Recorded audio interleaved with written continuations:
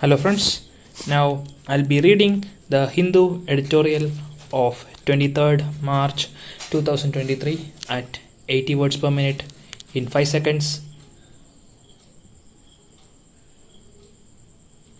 Begin 40 years after holding that the mode of executing prisoners by hanging cannot be termed too cruel or barbaric, the Supreme Court of India has now ventured to find out if there is a more dignified and less painful method to carry out death sentences.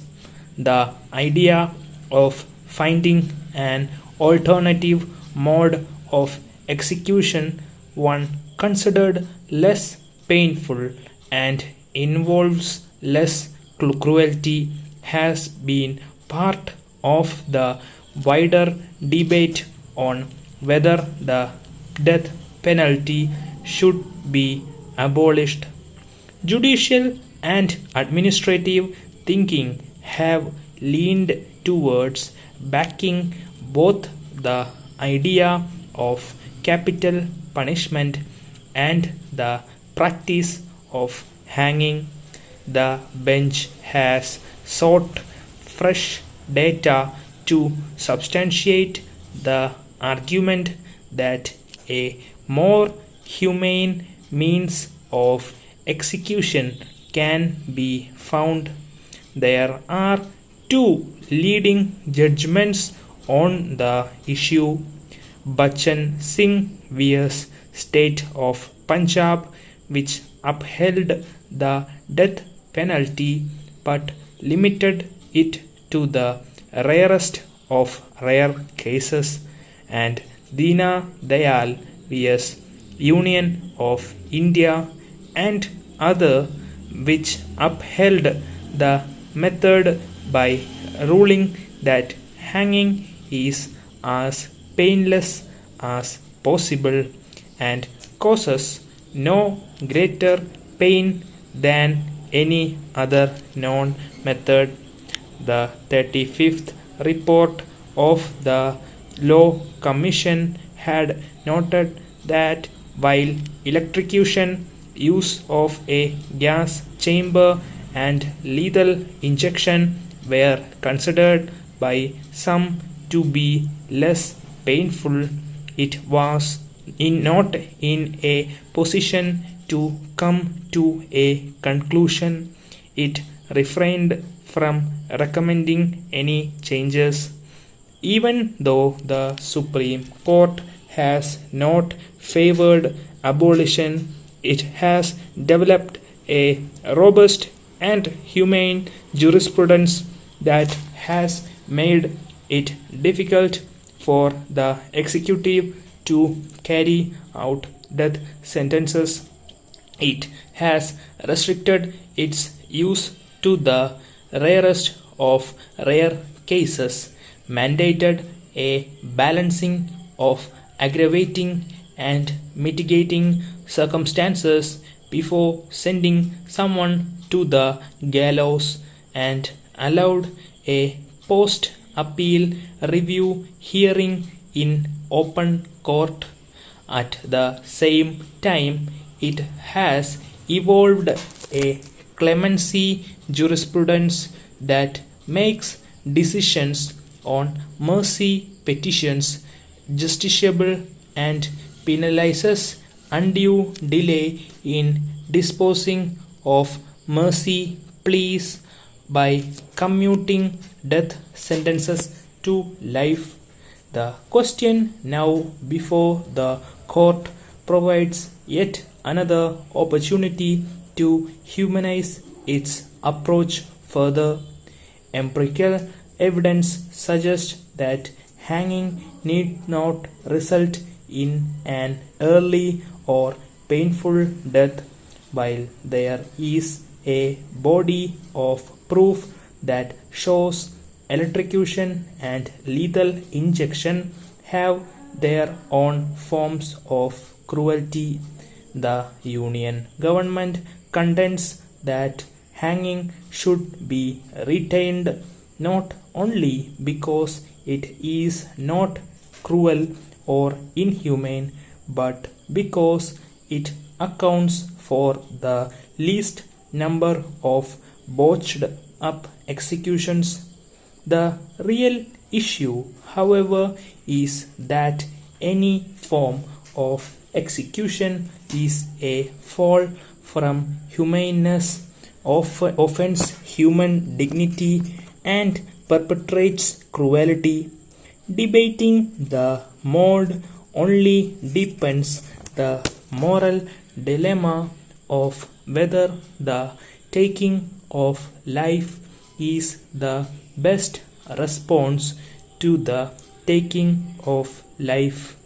If eliminating cruelty and indignity is the aim, abolition is the answer. Abolition is the way. The issue is the death penalty itself, not merely the method of execution.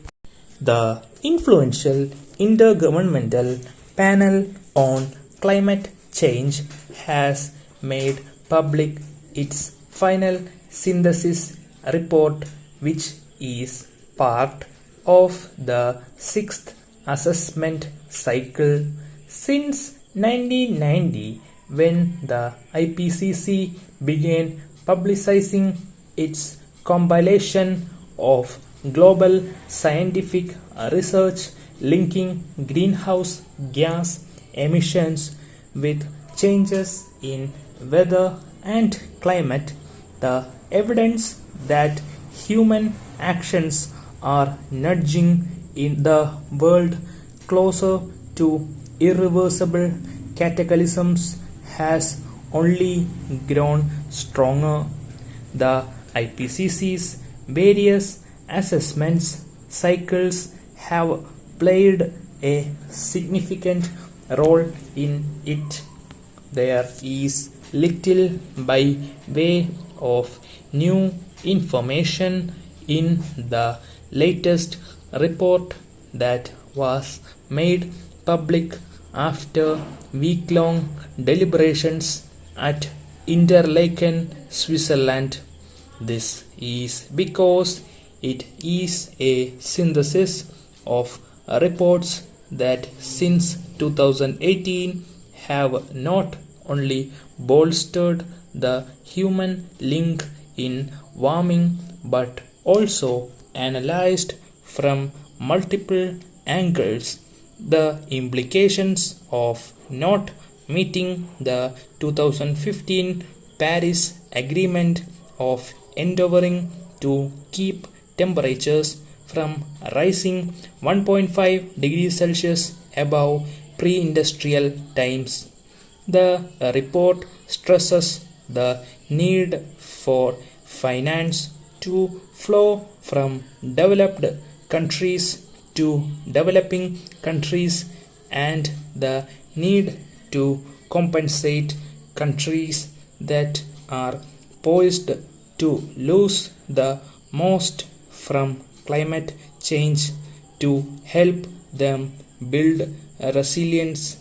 In a summary of policy makers, the latest synthesis report says that the planet's best chance to keep temperatures below 1.5 degrees Celsius is to ensure greenhouse gas emissions are reduced to 48 degree of 2019 levels by 2030 and 99% by 2050. Currently, the policies declared by countries collectively, if implemented entirely, may weigh in significantly at the next session of the Conference of Parties scheduled in Dubai in November, where a global stockade countries laying out what they have so far done to achieve commitment laid out in the Paris Agreement is likely to be the highlight of proceedings. The IPCC reports have generally been viewed as a portent of doom. Stop. Please join the Telegram group in the comment section for the PDF. Thank you.